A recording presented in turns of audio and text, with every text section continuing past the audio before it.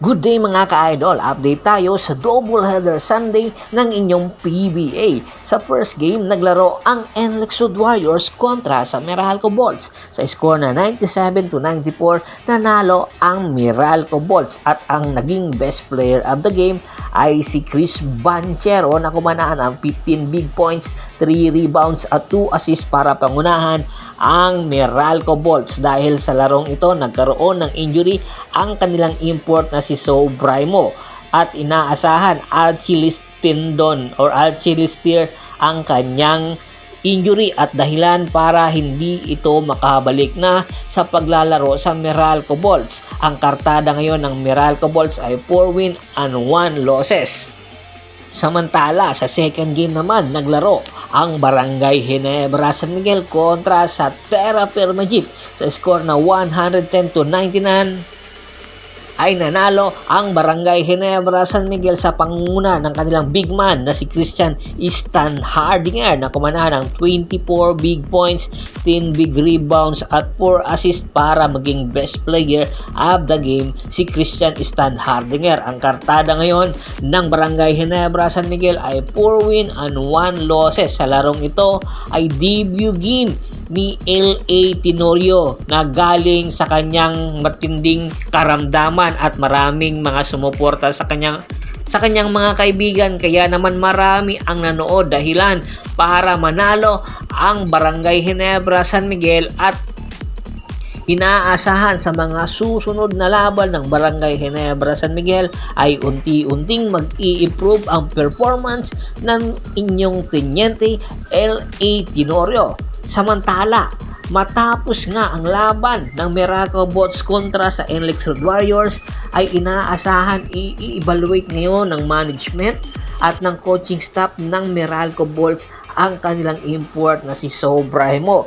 Malaking dagok ito sa Meralco Bolts ang pagkakaroon nito ng injury, pero dapat daw mag-move na ang Meralco Bolts. Kaya naman ayon mismo sa head coach na si Luigi Trillo, tinitingnan na nila ang mga posibilidad kung ano ang kanilang dapat gawin. Ang una nilang gagawin ay i-activate ang kanilang import na si Zach Lofton.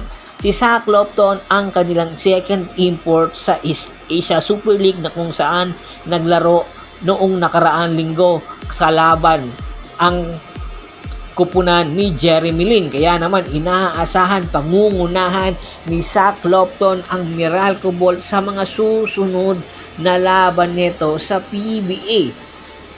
Si Zach Lofton ang magiging temporary na import ng Meralco Bolts habang hindi pa sila nakakahanap ng pansamantala or permanenteng import na kanilang paglalaruin sa Commissioner's Cup dahil malabo na daw makapaglaro pa si Sobrimo ngayon konferensya. Dapat daw sana ay si Prince Ibby ang magiging import ng Meralco Bolts, pero dahil nga ang height nito ay 6'10", ang kanilang height limit ngayon sa Commissioner's Cup ay 6'9", ay hindi po pwedeng bumalik at maglaro si Prince Ibby sa Meralco Bolts. Kaya inaasahan sa mga susunod na laban ng Meralco Bolts, ibabandera nila si Zach Lofton. Si Zach Lofton ay naging undrafted ng NBA noong 2018 at nakapaglaro sa Detroit Pistons. Samantala, puntahan naman natin ang Rain or Shine Elasto Painters.